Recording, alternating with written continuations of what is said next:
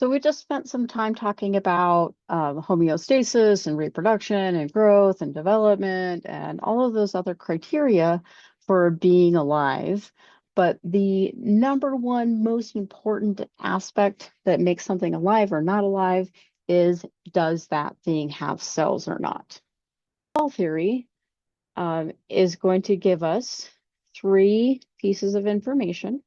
And the first is that all organisms are composed of one or more cells. When we start talking about prokaryotes, those things are going to be only one cell big, but you as a multicellular human individual have millions of cells. The second important thing on the cell theory list is that cells are the basic unit and are the structure and organization of living things. Okay, so if you're not truly cellular, then you are not a living thing. Sorry, viruses. We'll talk a little bit more about that soon. And then the third component to cell theory, it states that all cells arise from pre-existing cells. So that means that we no longer think that cells just spontaneously show up, right? So we used to think that a moldy, leave a piece of bread out and that mold is going to spontaneously show up. Well, now we know that there are microscopic spores that will land on that bread, start to eat it, reproduce, right, to make something that we can actually see as mold.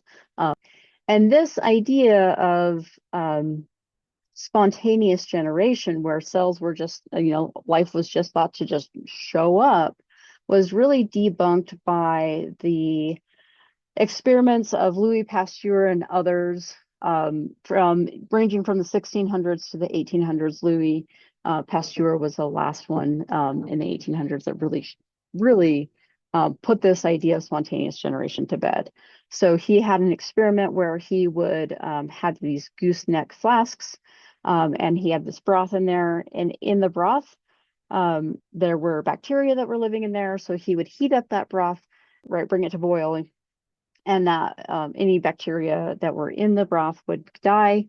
And the gooseneck aspect of this experiment was really important because bacteria that are floating around in the air would fall into the tube and then get caught in this little curve, just like the P-trap of your kitchen drain.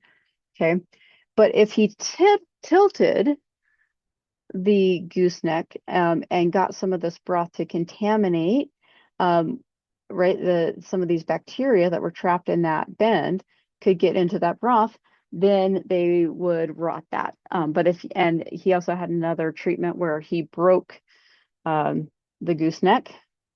Bacteria that are in the air could fall in and contaminate and eat and spoil the broth. But in the treatments where he did not tip that broth, that flask, and left it intact, no bacteria ever grew in there. In fact, you can go to museums in London and still see Louis Pasteur's original treatments that he set up in the mid 1800s, still with that unspoiled broth because the bacteria cannot access it. Okay. And so now we know that life comes from life. And there are four things that all cells have in common. And I don't care if you're talking about prokaryotic cells like bacteria and archaea, or if you're talking about eukaryotic cells like plants, animals, fungi, and protists. All cells have these four things in common. They're going to have a plasma membrane. And the plasma membrane is what separates the outside of the cell from the inside of the cell. Okay, it's going to be the structure that provides the cell their size and their shape.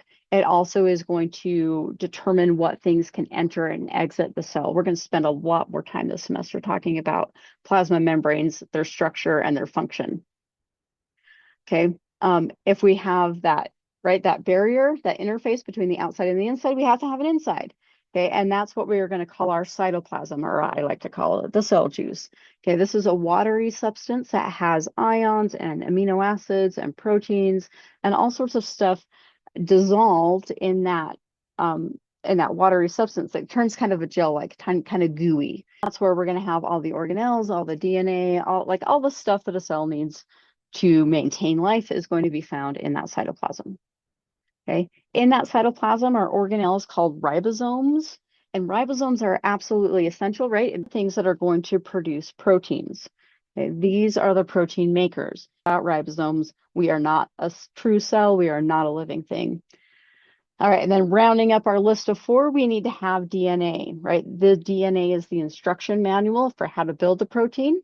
Okay, and again, we're going to spend a lot of time talking about DNA, but this is one of those things that without that genetic material, that instruction manual of how to build proteins, you're not a cell, therefore you're not alive.